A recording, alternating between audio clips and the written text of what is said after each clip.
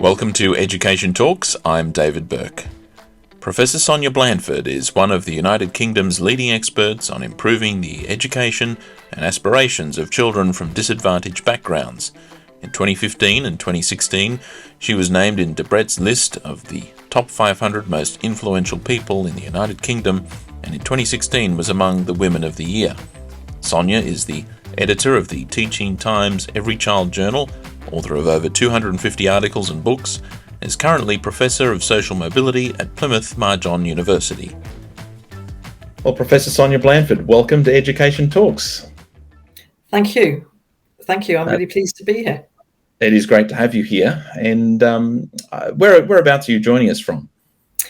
I'm actually sat in my office at home, which is in a place called Newbury, West Berkshire, which is around 60 miles west of London, as one of our main motorways, M4, along that M4 corridor. And I noticed it's a bit sunny outside. Nice to have a sunny day in the UK. Yeah, we've had a lot of sun this year, perhaps a little bit too much. But we're in a very different sort of stage in weather, aren't we, across the world? But particularly in London and parts of the southeast of England. So we've got yet another sunny day today. It is upside down the world at the moment. My home country, of course, Australia, is going through a whole lot of wet weather and floods. I think for New South Wales and Sydney, it's been the wettest year on record, and we're already in October. I'm here in Bangkok at the moment. It is great to have you here on the program. I want you to perhaps just take us right back to the beginning of your career, because you have a very extensive and you're an influential person in education. But I'd like you to take us back to where you began your work in schools and education. Well, I think it's probably relevant to this discussion for you to know and understand where I come from right back at the beginning of my life and my career as a student, as a pupil, and then as a teacher. So just bear with me and I will tell you a little bit about my life story. So I'm one of three children. I'm actually a twin. I have a twin sister who has taught, but not in the way that I've been teaching. And we were in a family that, unfortunately, my mother was illiterate.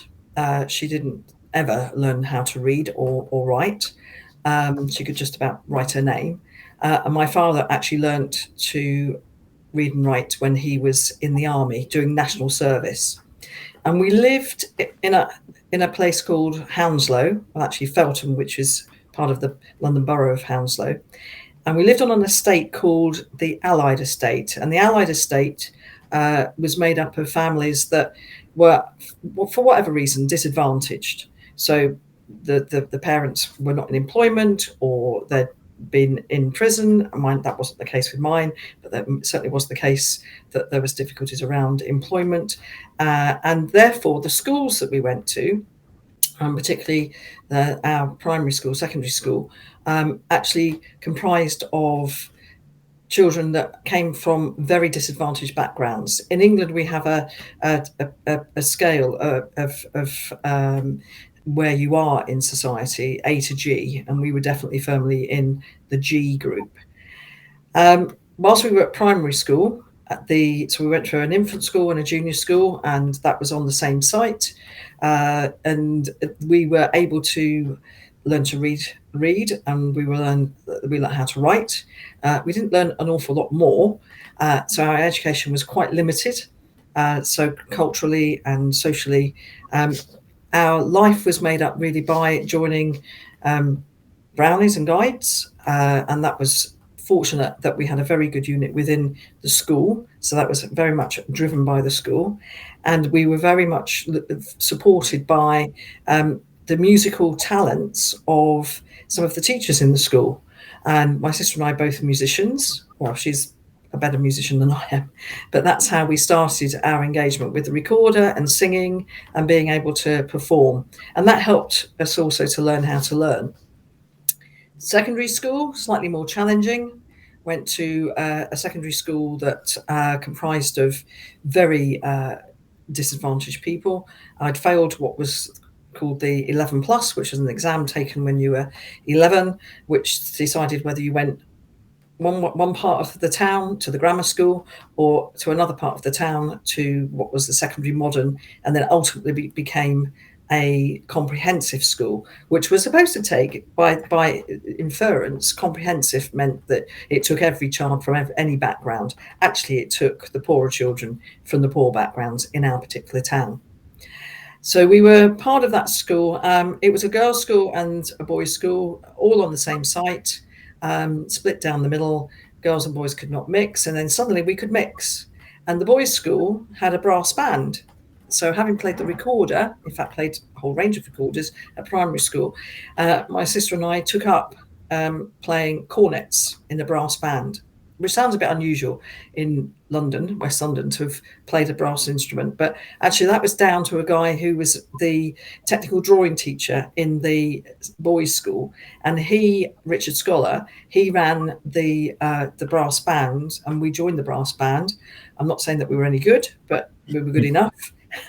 We joined playing third cornet among mainly boys, which was also at the time a bit of an attraction, being part of a group, having been for some time in a girls only school.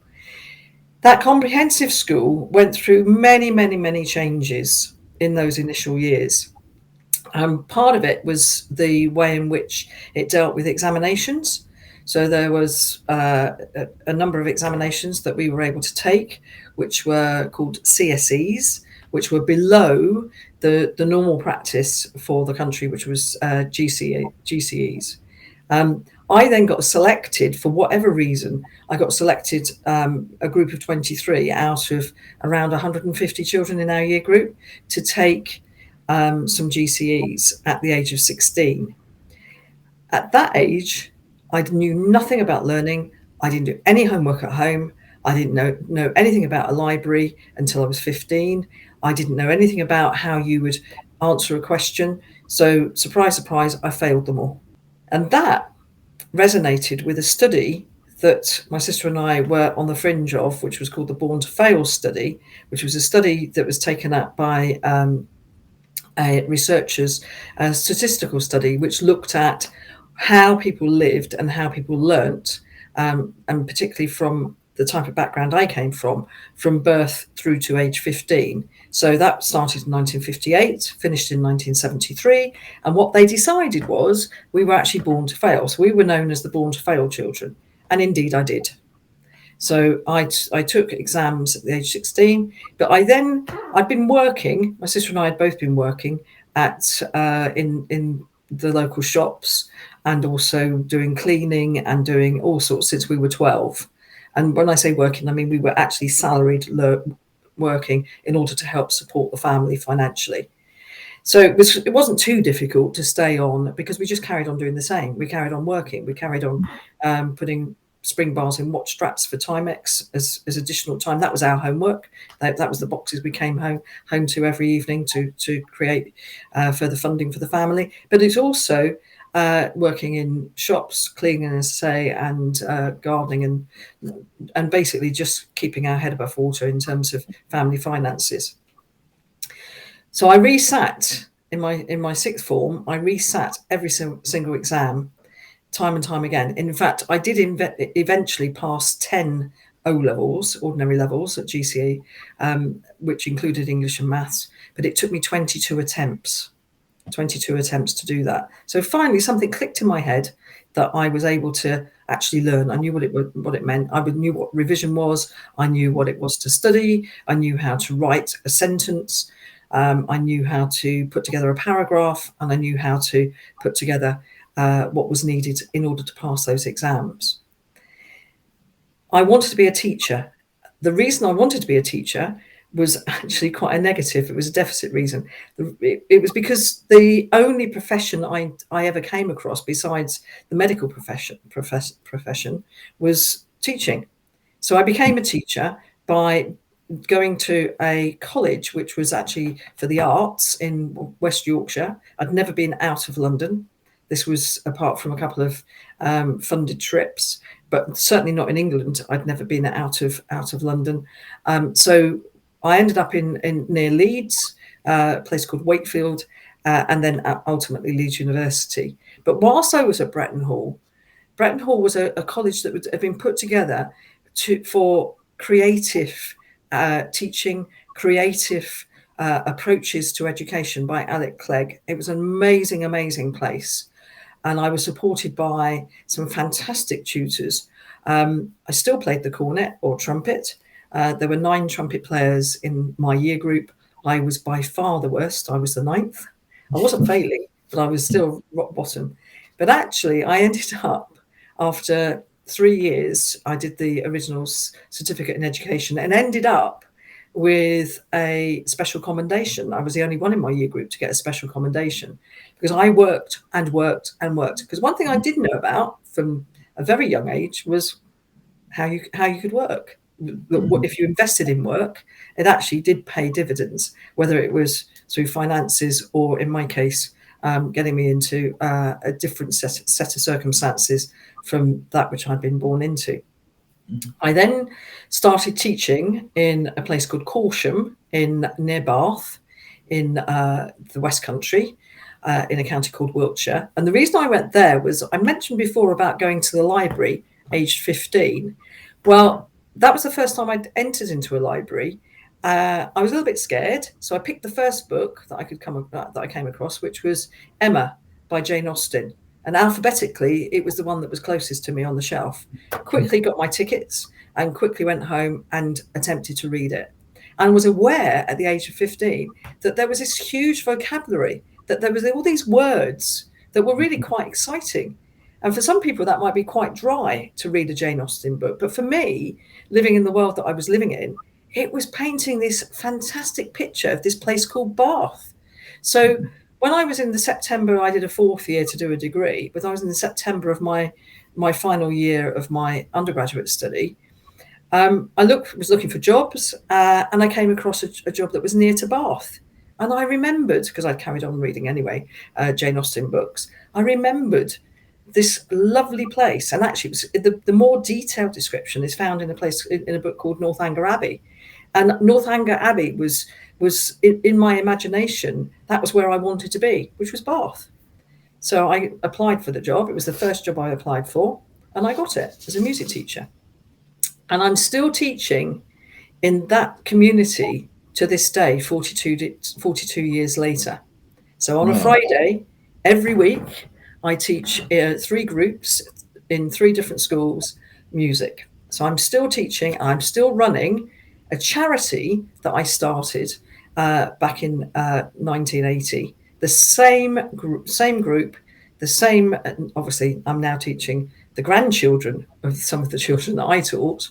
But one of the things that motivated me was what Richard Scholar had done at the school I went to, which was create a brass band. It was already there before, long before my sister and myself went to that school. But I created a band. I went to Corsham School. I was a music teacher. I created a band. And it was absolutely amazing to get the response from those children. And some of the committee members of the charity that I'm still running are some of those original players. So I created a band, taught way beyond what I'd been trained to teach, but I just went for it.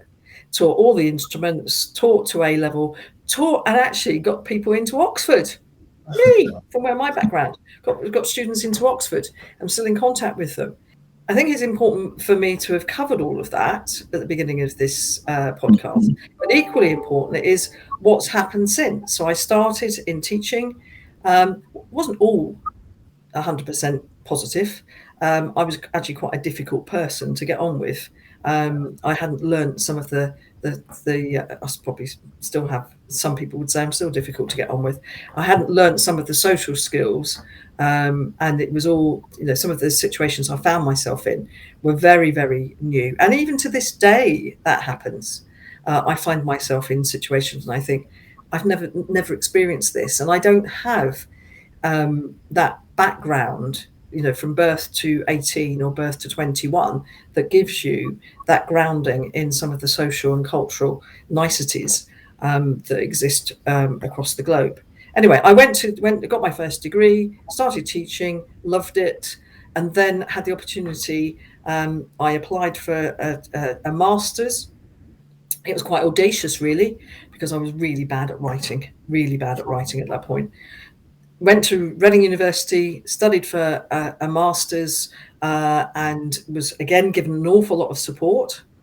And then from there did a second master's. It wasn't intended to be a second master's.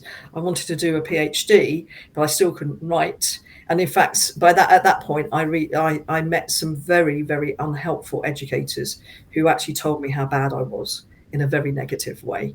But that bit between my teeth, I carried on, and I studied at Bath University and was awarded a master's in philosophy and MPhil.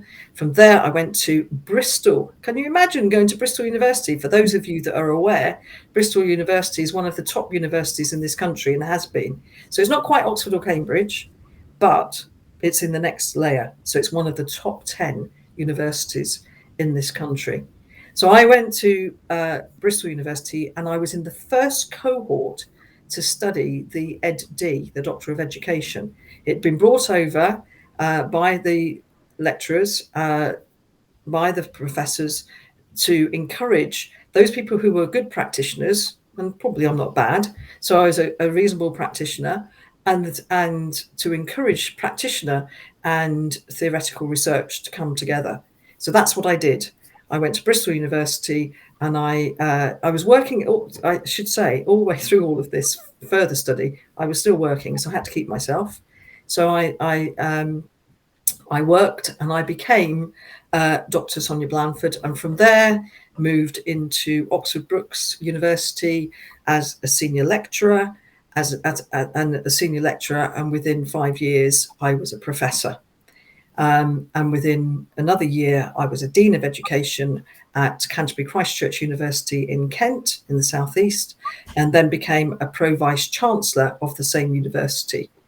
From there, I set up a charity called Achievement for All and spent 10 years really, I suppose, giving back in some ways. Achievement for All, the intention was to focus on improving outcomes for all children, regardless of their background, their challenge, or their need. So that gives you a fleeting through my 64 years and my 42 years as a professional teaching, but also what grounded me, where I started from. And it's a lot to be proud of. And you're currently Professor of Social Mobility at Plymouth Marjon University. I wanted to ask you, though, like what continues the drive, your passion for focusing on social mobility and inclusion? I think I need to define what social mobility means to me. It's not about getting into a different class group or getting into social class group or having more money. Social mobility for me is actually having enough of an income to be able to support yourself and your family, to be able to live in a house that is reasonably comfortable, to be able to engage in society. It is not about social climbing. It's not about social mobility in the way that many governments, and particularly our own, sees it as you get more exams, you get a bigger house, you get a better job.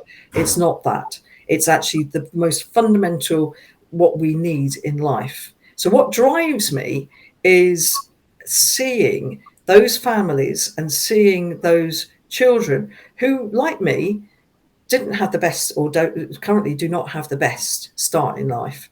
And I have a word that I always focus on, which is mutuality. And within my research and within what I write, I talk about mutuality, which is valuing everybody, regardless of their background, their challenge or need. So we should value everybody, and social mobility should provide that value within society. And that's what drives me, is that mutuality. It's that understanding that although we come from different backgrounds, we've all got something to give, and we all need support, and we all need to be part of society in the round, whether that's local, national, international, global, whatever it might be. Couldn't agree more. You're currently working on a study. Are we included? Can you tell us a little bit about that? Yeah, well, are we included? It started in Australia, in Monash University. Professor Umesh Sharma has been studying inclusion for many generations, and he is probably not as long as I've been studying, but he's nonetheless a world leader in inclusion. And we were invited to join his study in looking at how you ask the question about inclusion. So looking at questionnaires for students, questionnaires for teachers, and questionnaires for parents. So we took those, and as if by magic, it was serendipity, we ended up where I'm currently based, which is at Plymouth in the West Country, and the City Council and the Regional Schools Commissioner, which is the organisation that governs schools within England. They invited myself and actually a former PhD student of mine, Sue-Ann Gibson, to come together and look at the inclusion strand of their current place-based project. So what we look at is, what does it mean to be included? What does it mean to the student? What does it mean to the teacher? What does it mean to the leaders? What does it mean to the parents? And we've replicated Professor Sharma's work here in England, and we're going to go on to a comparative study with the other work he's doing in England, in Germany, in America and Canada, and also in parts of Asia, and of course in Australia. So our intention is to put together a program which helps everybody feel included in the school. And we're starting with a pilot of that next month with around 60 children aged between 12 and 16. And the aim is for them to have an understanding of where they are in school in terms of their own aspiration and how they access learning, and in terms of how they can improve their attainment and ultimately achieve. So that's where we are in the current study. I should also add, there's only 2 professors of social mobility in this country, in England, and we're both from the same town. We're both from Feltham. I could say that the other one's from the other end of Feltham, because it's true. He's not from the Allied, but needless to say that Feltham has had, our background has had an influence on both of us. And they're unique in our roles within England. That's very interesting. Now, I understand you have a book that's about to be published as well. Is that right? Yeah. So, having mentioned I couldn't write, I've actually overcompensated all the way through my my academic life. So, in 1995, when I joined Oxford Brookes University, I was given the opportunity to write a book on middle leadership, and as audacious as ever, I thought I could. And I'd not long obtained my doctorate from Bristol University. So I started writing. 54 books later, I've published 50. This is my 54th book. I've got a book coming out, actually co-written with a former colleague from a government colleague, Stephen Berkey, and we're publishing.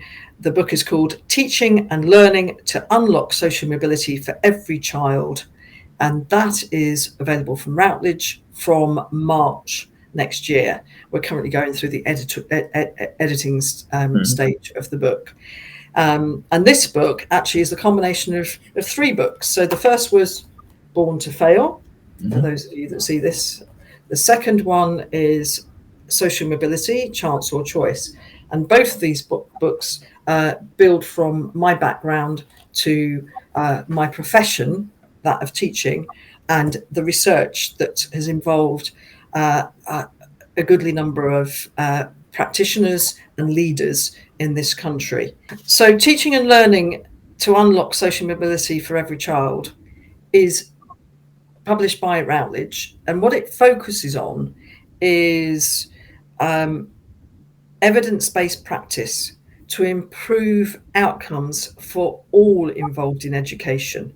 So for teachers to understand what it is to be socially mobile, for the trainers post 16 to understand what it is to be socially mobile, and to ensure that we can have teaching and learning that will actually improve social mobility. And a large part of that is inclusion, and that's including children in or young people, whatever their background, challenge or need, and including them 100% of the time. 100% of children, 100% of the time.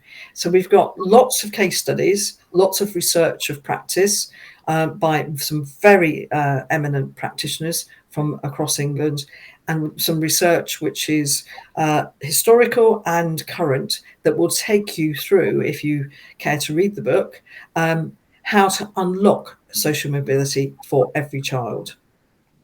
Fantastic. And we'll include as much information in the description for those listening to this in the podcast and anyone watching on the YouTube channel. Sonia, while I have you here, there was something I wanted to just touch on, because we talked in the past about modular learning, and this came out of discussions around attempts to handle virtual learning environments during the pandemic. I wondered if you think that, is this an area that schools should perhaps still continue to explore? Because I know a lot of schools are keen to sort of, try and get beyond the pandemic, but this is something which perhaps could be of value to continue exploring. Yeah, I think modular learning, just to define it, it's literally just having the timetable divided up into modules as opposed to just lessons. So you could have 45-minute lessons, but taught in a block of maybe 5 lessons a day, where a whole day is given to a subject area or a group of subjects that are related to each other. So a humanities day, an arts day, a sports day, a science day, as opposed to the normal practice in the majority of schools is that you spend in secondary provision, you spend half an hour, 45 minutes, an hour in one subject, then you go to another subject which may not be in any way related, then to another subject. The advantage of modular based learning is that you can have an intensive period of learning. You can have more of an integrated approach to subjects. So with the arts, my subject area, I was at one point in London, I was at the head of expressive arts, and you could have integrated activities with music, art, dance, drama, and art itself. And then looking at how that is examined, there is no reason why you couldn't have assessment which is more integrated, which actually the baccalaureate lends itself to, as opposed to those individual now GCSEs that we have here in England. The other thing about modular is it allows it to be project based. So it's project based learning. So although you are learning still the rudimentary and having a rudimentary understanding of the main concepts in a subject, in a discipline, you're actually able to integrate in a way that's project based, which, when all said and done, when you go into the world of work, that's what you do. You project manage, you project lead, you're part of a project team, you integrate in that way. So if we're looking for students that will be employable in the future, then a modular curriculum allows you to teach in a way that's going to set them up for learning for life, as opposed to lots of individual slots and the individual slots in the timetable and individual subjects, which actually are quite disparate. It is something which, through the pandemic, as people were handling, how to deal with online learning, and perhaps reflecting on how much we do in schools is just what we just do without giving much thought to why we do it. And I hope that some of that exploration can continue, and hopefully people who are watching or listening may have some thoughts on that and might care to share that with us in the comments. Now, Sonia, before we finish up, I want to ask you, what in your long career, what is your proudest achievements? I think the proudest achievement is actually being a teacher. Mhm. You know, it's what I set out to do, and I still teach children aged between 8 and 20. I still engage in supervising research, but it's all about teaching. So understanding pedagogy, which is an ongoing aim of mine, to actually understand what it is, and the craft of teaching and how we teach, and setting that within my own context of social mobility and having that voice. So I'm very proud of being a teacher, but I'm equally proud of being able to take what I've learnt as a teacher and having that voice and sharing it in a way that hopefully people have found very useful. Obviously, somewhere along the way, it has been useful. Hence the reason I'm on my 54th book. But it's, and I say that in a way that hopefully people are hearing it. But it is that I'm proud of. It's not the number of books; it's the fact that I'm still have that voice. Mm-hmm. Looking forward into the future, you're exploring some opportunities with the group that I'm doing some work with, EduSpark. Is there anything you'd like to sort of touch on there? Yeah, I think with EduSpark, I mean, you've mentioned already about online learning and the way in which education is progressing. And certainly the pandemic, it helped us to reflect on how we deliver. And look what we're doing now, we're recording a podcast. I would never have thought 5 years ago that I would be recording a podcast, but it becomes the norm, doesn't it? It becomes how you access learning, how you access information. And EduSpark is the way it's setting up and the way it's progressing. It provides that opportunity for us to look at how we deliver and also the content of what we deliver. And if we're looking at online learning, if we're looking at the way in which we can use technology to help learning, not be driven by the technology, but to assist with learning for whatever age group, then I will learn by being part of EduSpark. I will add to, hopefully, from my research, the benefits of online learning. But it's important for me to have that opportunity to continue to be creative and to be innovative. And thank you, EduSpark, for inviting me. Oh, that's great. And in addition to finding you on EduSpark, how can people get in touch with you if they're watching, listening, they want to reach out to you? How can they do that? So I will give you my email at Marjon University. So it's S Blandford, BLANDFORD, at Marjon, marjon.ac.uk. Please do be in contact. If you have the opportunity to read any of the books, I'd be really grateful to have some feedback. And I'm really grateful to everybody for listening to me today, and also to David for inviting me and then going so eloquently through the interview process. Thank you. Thank you very much. It's been a pleasure having you, Sonia. Looking forward to your book being published in March of next year, and hope this isn't the first time that you'll be on Education Talks. Thank you.